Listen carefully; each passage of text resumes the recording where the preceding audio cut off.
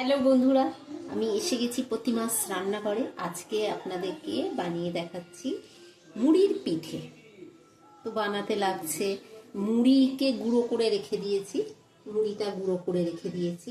লাগছে দুধ, ঘন করে রাখা দুধ, আর গুড় দিয়ে, নারকেল কোড়াকে গুড় দিয়ে মন্ড বানিয়ে রেখেছি। করে রাখা দুধ দিয়ে একটু মেখে নিতে।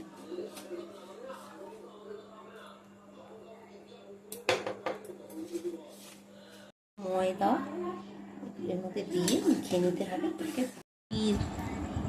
মুড়ির মেখে রাখা এটা থেকে একটা গোল লেচি কেটে ভেতরে একটা নারকেলের পুরটা ভরে এবার পিঠের আকারে করে নিয়ে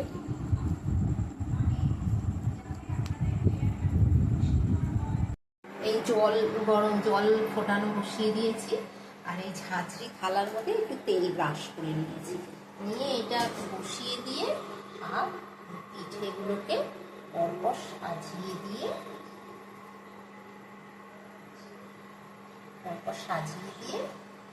ভাপিয়ে নিলেই তৈরি।